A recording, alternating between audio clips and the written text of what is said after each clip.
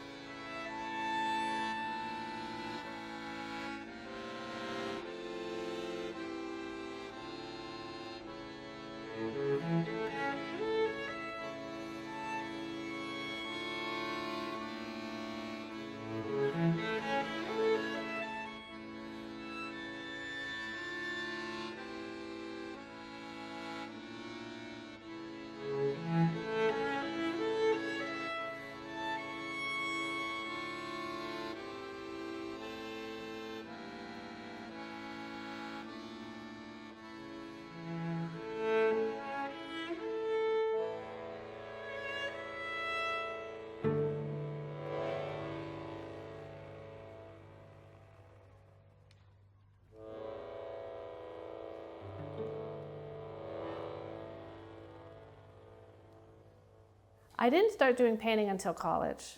My high school, I grew up in rural New Hampshire, and there wasn't an art teacher. But my mom is extremely crafty. She weaves, she knits, she made pots, she makes rugs, she does everything. She sews. So when I went to college, she said, Jenny, you should take an art class, and you won't be the best, but you won't be the worst, and you might really like it. I'm more relaxed now than I was 10 years ago, and even more than 5 years ago. I just feel, not that I'm so confident or whatever, I feel better about this painting world, at least my own little painting world. And it's limitless. Like, that's sort of the most exciting thing, is that it just never stops. I'm not chasing the kind of natural phenomenons that happen day in and day out for all of us, like gravity and light and dark and shadow. I'm sort of chasing a spatial relationship. There's something that happens that's different when you plein air paint, and I have done that, so I understand like the kind of feel that comes from working from life and the sort of spontaneity that you get from that, and you're sort of left with what you do in those 2 hours or 3 hours. It's really a different way of looking, and it's more present in that moment, and it's less abstract. I feel a real affinity with abstraction and abstract painting in general, and I guess I feel like the way I make paintings is more of a building process as opposed to like a coming to a recognizable image of what I've just been painting. So I feel like it's more a breakup of space. And so the photo helps me with the breakup of space. I've not painted a lot of flowers in my life, but the flowers in this botanical thing were so attractive and so flat, actually, like the way they look, because that book is printed in 1921. So the photography is so, it almost looks like illustration already. It felt like I did paint them just straight up at first, like small ones, just exact copies of the print, and they were pretty, but it was like, oh, these are so pretty, but not enough, so I had to find this other solution. So I used the floor for this setup, but I wanted to turn this piece up, part of it upside down, and the floor is kind of the same color as the background of the photo, so that is helpful to me. And then I'm interested in like where this stem is going to touch this stem, and is it going to touch, or it's going to be a little off.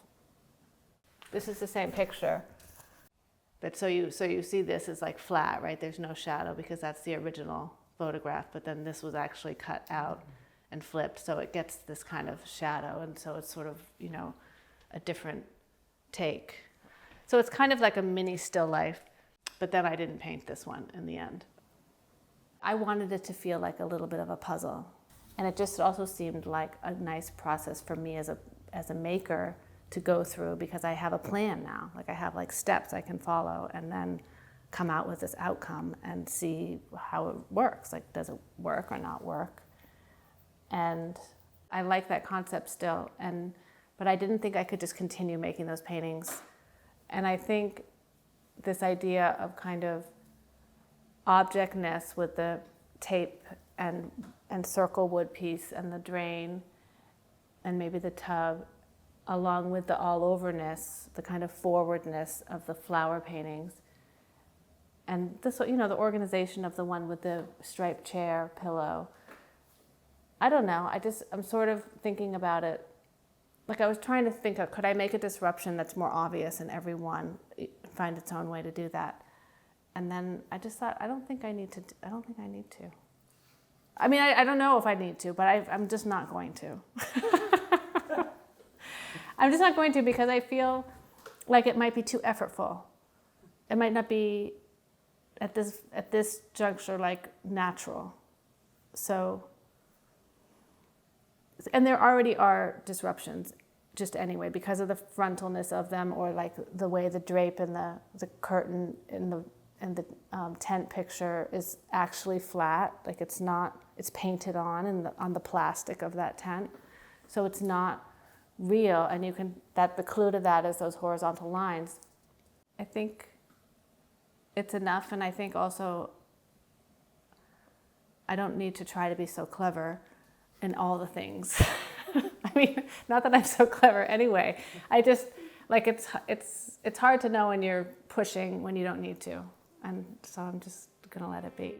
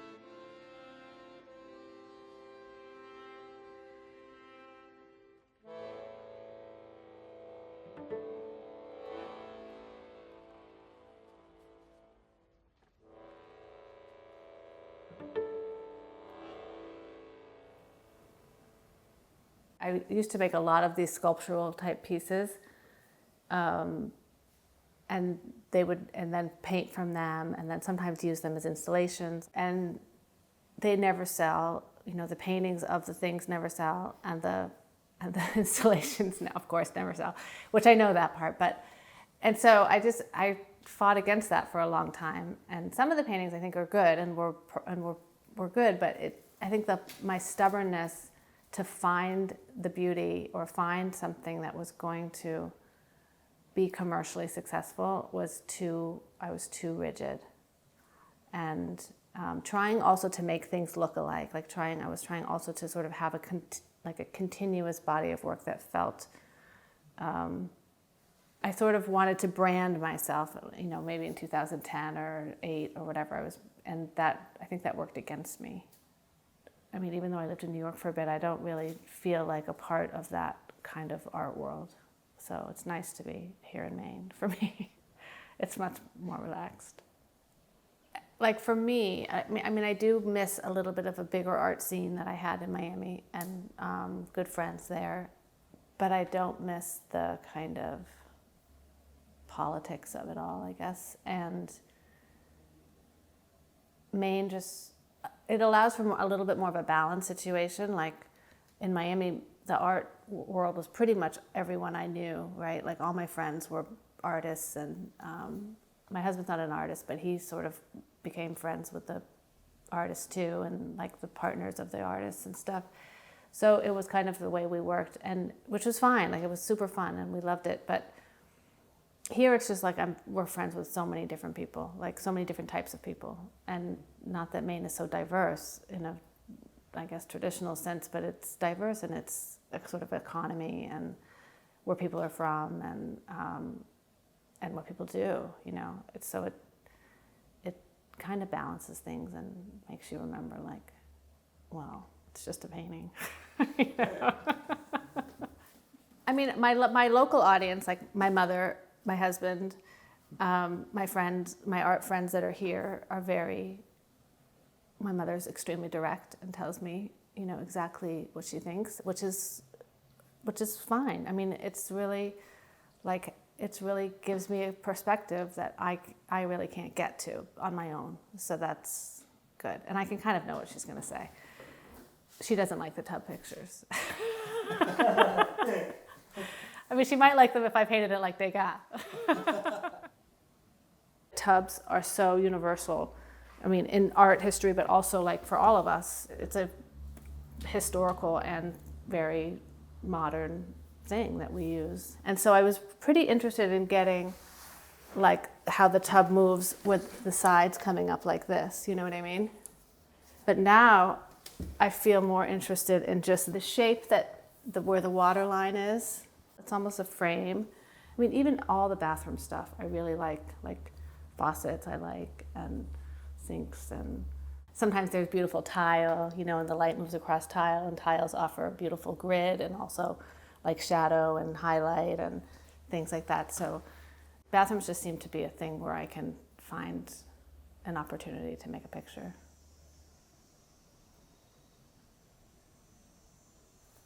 Well, I think because of Instagram and this plethora of art graduates, and it's just a really competitive marketplace, like, to get a commercial gallery to represent you or whatever. And I think you just have to continue to do your best to put yourself out there, whether it's like by who you know or showing up to galleries or I don't, you know, however you can do it, and be ready for them to say no thanks or to say nothing, because usually that's what happens.